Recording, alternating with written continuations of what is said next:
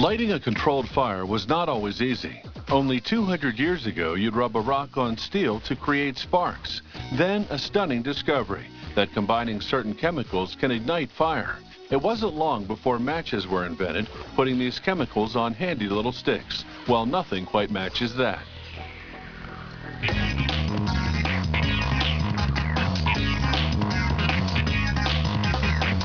The first matches left behind a nauseating odor, but today they're safer and the smell dissipates in seconds. To make matchsticks, this company starts with recycled paperboard, which is inexpensive and thick enough to support the weight of chemicals on one end.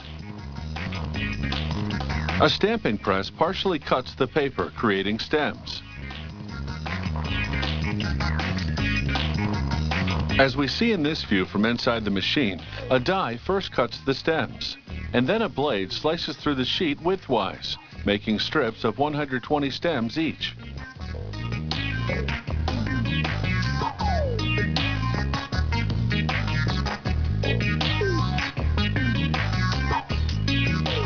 At actual speed, it's all just a blur, as the press makes nearly 500 strips per minute. Next, the strips move through a bath of hot wax. It soaks into the stems about 1/3 of the way up. Then they dry in an oven for 15 seconds. When you light a match, the wax slows down the burn speed of the chemicals, sustaining the flame for 4 or 5 seconds.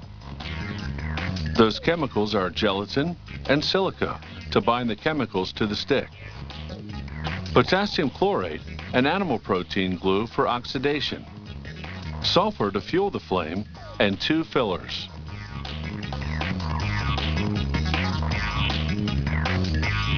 They mix 700 pounds of the chemicals in a large vat with hot water. This is enough to make the chemical batter for 25 million match heads.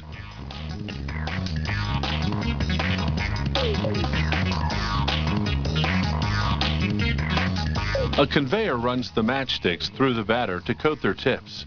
3 rollers in the tank raise the surface of the batter. The first 2 ensure the front and back of the heads get covered. The third rotates faster to remove excess batter as the heads leave the tank.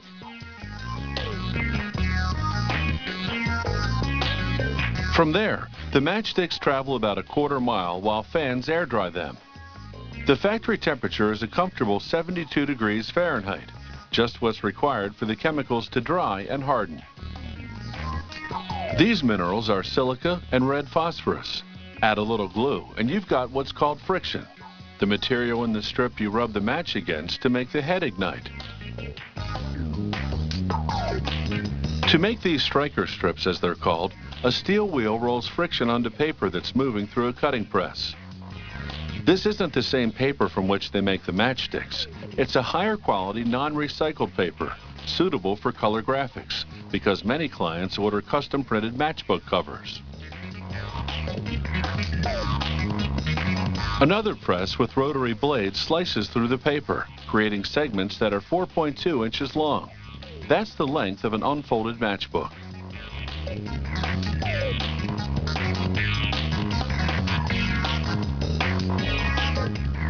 Now back to the matchsticks.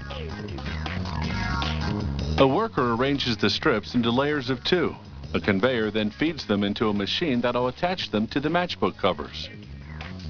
The machine performs several tasks. It cuts the matchstick strips into rows of 10 matches each. And it cuts the matchbook covers to their final width of 1.5 inches.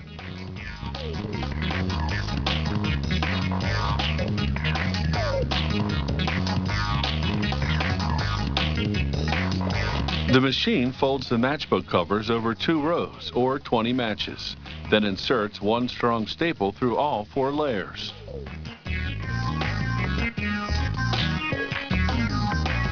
Next, a conveyor moves the assembled matchbooks to another machine that counts them and creates 2 side-by-side rows of 25, ready for boxing. This company also makes its boxes out of recycled paperboard. Each one holds 50 matchbooks and sells for about $1. That's $1 for 1,000 matches, or just a penny for 10 matches. Off we go.